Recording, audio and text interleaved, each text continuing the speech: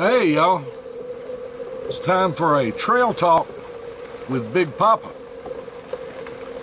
And I am, that's right, Big Papa. You did real good on that. I started not to do this today because it's 95 degrees and the humidity is so bad that it feels like you're sitting in a sauna. But something I've been seeing on TV has been just chapping my whatever you want to imagine as being chapped. Getting in my craw, you might say. And it's all this talk about Muhammad Ali. They're calling him a hero. He ain't no hero. Man, come on. Oh, he was a great boxer in his day and probably a real hard worker, but he's not a hero. Now, I'm sorry that he passed away, certainly. And I'm sorry for the way he had become over the last several years of his life. I don't know whether that was due to Alzheimer's or him being beat in the head all his life, but it was sad. It was sad. Now, I hear a lot of you saying or thinking, I can hear you thinking, you just don't like Muhammad Ali because he was black. No, wrong. When I see somebody, I just see a man or a woman. I don't look at color. There's a smaller group of you saying, you didn't like Muhammad Ali because he was a Muslim. I don't care what religion he was.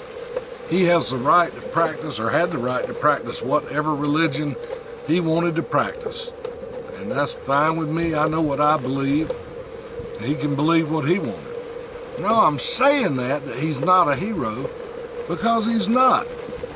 What he was a draft dodger.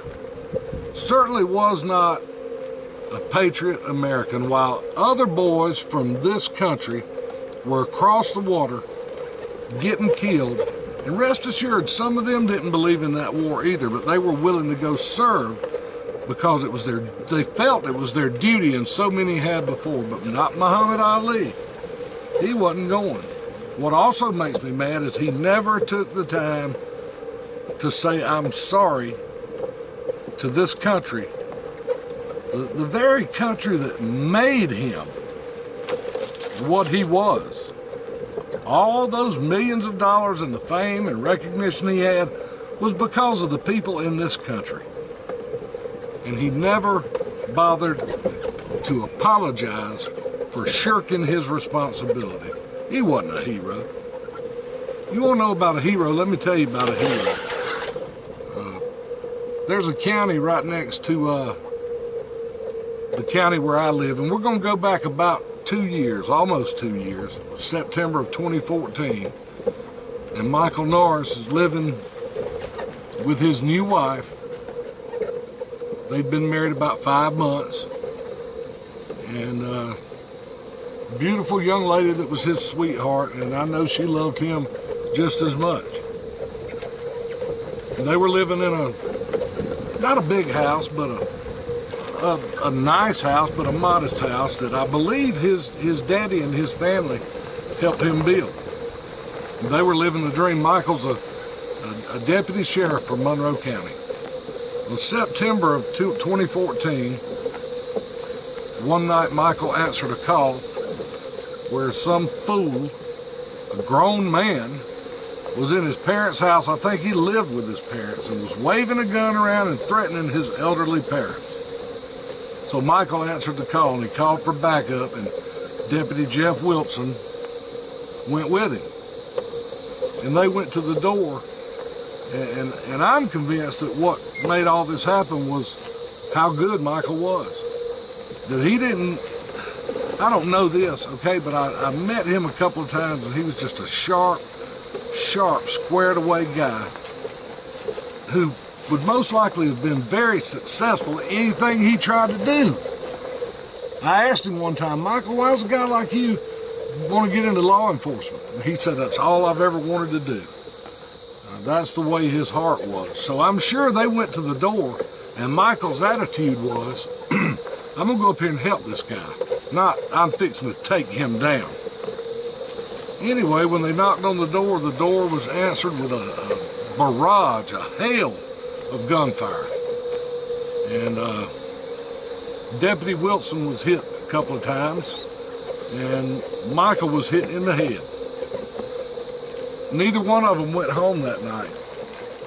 Deputy Wilson went home, I don't know, 3 or 4 weeks later, and I understand has since returned to work and is doing pretty well, physically. Michael Norris never went home. He never went home to his wife. He never went home to his mama and daddy, his brother. He never went home to the rest of his family. He never went home to his friends. He stayed in the hospital a couple of days while his wonderful family made the decision to donate his organs, and then he passed away. Even in death, he was a hero by donating his organs. Now, that's a real hero, folks. That ain't no, I'm a draft dodging boxer who y'all made famous and filled up with shoe boxes full of $100 bills just because I could tell stupid rhymes, which most of them were stupid. No, I'm a hero because, not because I laid down my life for my country. I'm speaking in the Michael Norris person. No, Michael Norris was a hero because he was willing to lay down his life for his country and his fellow man, to protect us. Us. Yes, you too, us.